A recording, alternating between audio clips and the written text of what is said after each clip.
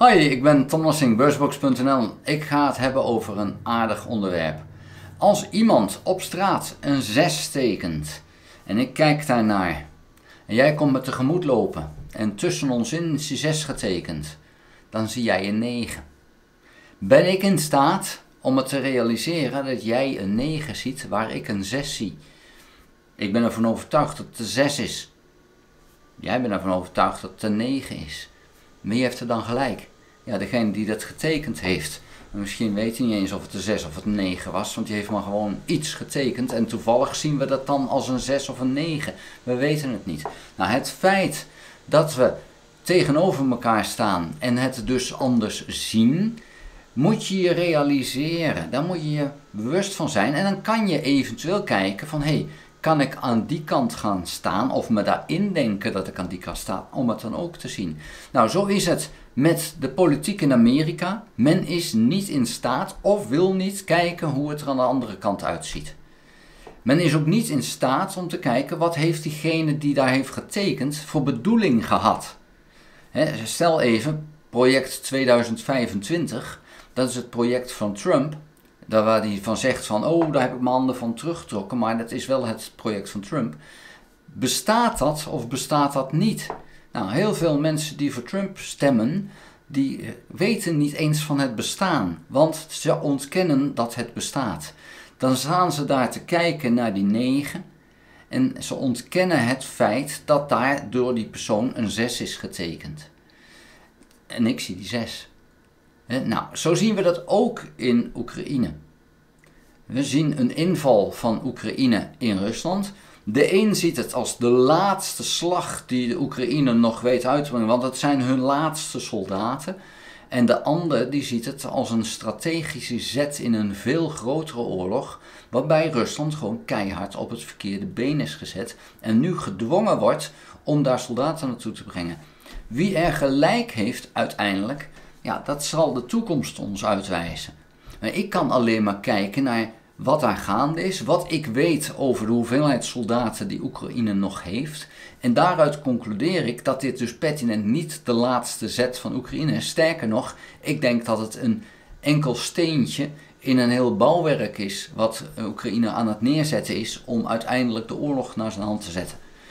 Ja, maar dan heb je de andere kant die zegt van, ja, maar ik ontken gewoon dat Oekraïne nog soldaten heeft. Ja, dan ben ik uitgepraat. Als jij niet je realiseert dat Oekraïne nog waarschijnlijk wel zoiets van 100.000 soldaten nog in de wacht heeft staan. Die zijn opgeleid, worden voorzien van wapens, maar zijn nog niet klaar om dus ingezet te worden. Maar dat gaat nog gebeuren.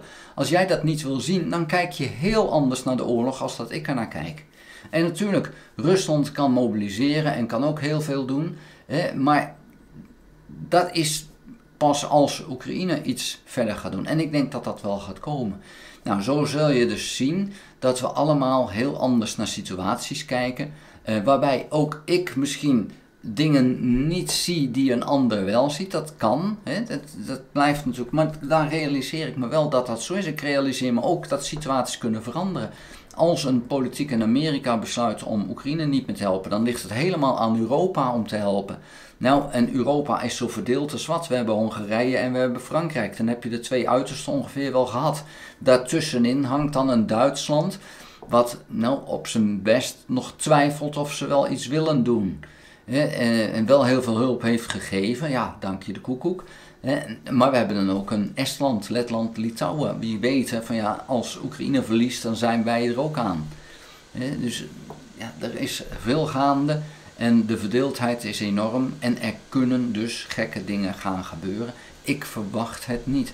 Mijn idee is nog steeds, mijn verwachting is nog steeds, dat Oekraïne met strategische zetten die oorlog naar zijn hand zet. En waarom denk ik dat? Nou, dat is ook deels gewoon een rekensom. Het is een rekensom. We zien hoeveel Rusland per dag verstookt. En op een gegeven moment kan je dat niet volhouden. En op het moment dat ze dat niet meer kunnen volhouden, dan verzwakken ze. En Oekraïne is dat dus aan het veroorzaken dat ze op een gegeven moment gewoon niet meer hebben. Poetin ondertussen zegt van nee, verstook alles maar wat we hebben. Ook met die raketaanval van deze week. In 2 nachten alles wat we bij elkaar kunnen halen, verstook het maar. En dan gaan we nu weer opnieuw bij elkaar vegen en produceren en elders kopen om te kijken of we weer zo'n stunt kunnen halen. Maar gebruik alles. Nou, en dat is wat Poetin aan het doen is. Hij gebruikt alles wat hij bij elkaar kan krijgen. En dan komt de volgende ronde en er liggen nog zat voorraden, oude rotzooi van de Sovjet-tijd, die ligt nog overal her en der. Maar het duurt een tijd voordat dat boven water is, voordat dat schoongemaakt is, voordat het gestuurd is naar het strijdtoneel in Oekraïne. En ja, dat gebeurt dus en betekent ook dat we daarom zien dat nog steeds die oude voorraden niet op zijn. Toen de oorlog begon had Rusland misschien wel 15.000 tanks in de mottenballen. Daarvan waren er 5.000 redelijk snel toch weer tot rijden te krijgen. En de rest van nog wel aan het werk te krijgen tot alleen maar onderdelen die we er nog uit kunnen halen. Nou, en daar zijn ze nog steeds aan het schrapen, maar het wordt voor Rusland steeds moeilijker. Daarom zien we ook steeds minder nieuwe tanks, althans nieuwe tanks, ook oude tanks steeds minder, maar steeds minder tanks voor Rusland. We zien ook heel veel minder gevechtsvoertuigen, omdat ze die gewoon bijna niet meer hebben. En iedere avond die ze doen, gaan er weer van die voertuigen verloren. En zo snel kunnen ze niet aanmaken. Nou, daar wil ik het voor nu bij laten. Ik heb geen actueel nieuws op dit moment. Ik ben nog aan het zoeken. We hebben natuurlijk bij Koersk aangevallen, maar er is ook een volgende aanval vlakbij Kharkiv gedaan door Oekraïne. Wat daar de status van is, ben ik nog aan het onderzoeken. Want ik hoor de gekste dingen van Rusland. Aan de ene kant, het is afgeslagen en vanuit Rusland ook van, het is net zo erg als bij Kharkiv de eerste dagen. Ik weet het nog niet. Oekraïne zegt daar niks over.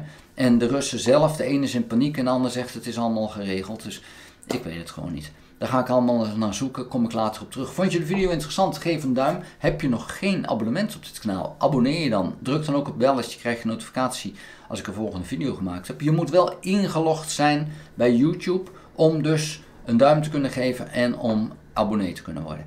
Ga ook naar www.beursbox.nl, schrijf daar een gratis nieuwsbrief en kijk in de beschrijving van deze video naar de link die je kan gebruiken om een donatie aan Oekraïne te geven. Daar wil ik het bij laten. Dank voor het kijken. Houdoe!